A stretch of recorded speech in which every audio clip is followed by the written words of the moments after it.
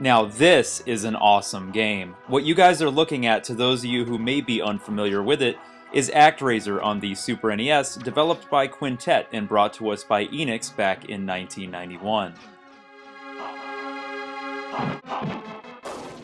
Actraiser is a very unique game, combining straight-up sword-swinging action and a city-building simulation. I know that combining those two gameplay styles may sound really odd, but that's part of what makes Actraiser so great. Not only does it do both, it does both styles really well, and it fits wonderfully into a tight, cohesive experience.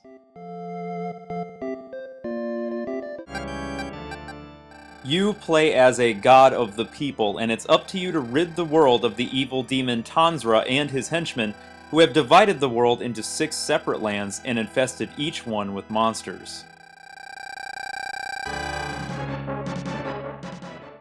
The main character manifests himself in 2 different forms. One is a walking ass-kicking statue for the action sequences, and by controlling an angel during the simulation parts of the game.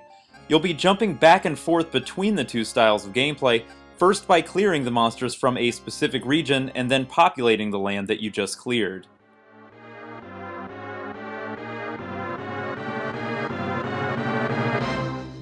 When you start Actraiser, you'll input your name and then almost immediately be tossed right into the action. Once you clear that initial stage, the game will then introduce you to the simulation side of things. When doing the building part of the game, you play as an angel, armed with a bow and arrow that helps to take down some pesky flying monsters that'll interrupt you repeatedly while constructing your town. Each town will initially start with 2 humans, and it's your job to dictate and provide some guidance in regards to its construction.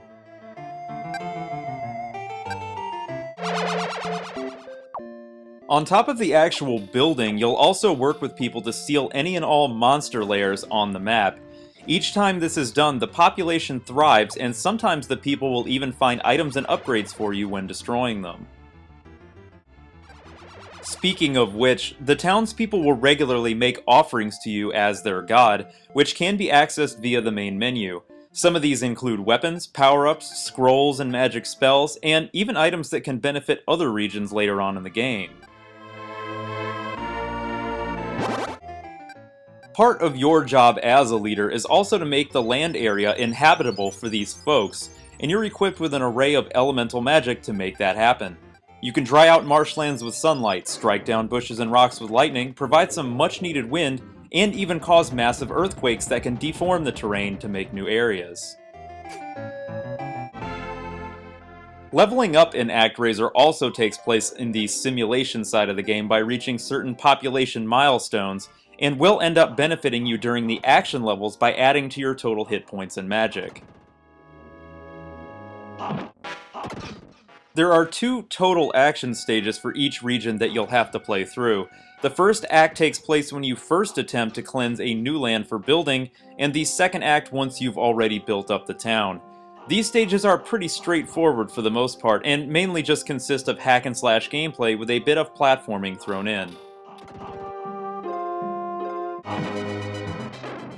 Each stage that you play through ends with a boss encounter, and once defeated, you head on back to the town and continue with the simulation part of the game.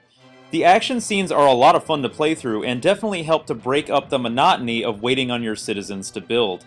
None of the stages themselves are too difficult, and most of the bosses have some pretty simple patterns that can be learned without much hassle.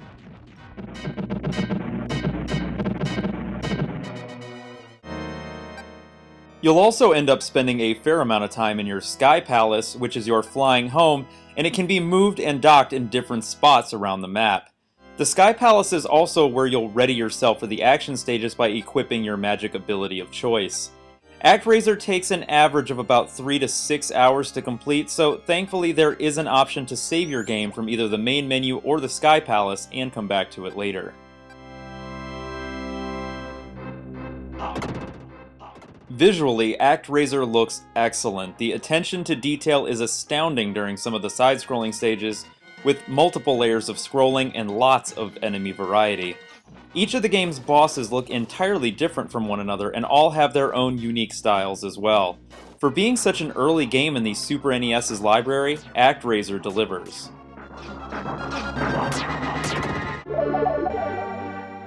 The music in Actraiser is fantastic. The game's soundtrack was masterfully composed by Yuzo Koshiro, who is also well known for his work on the Streets of Rage series, Shenmue, Revenge of Shinobi, and countless others.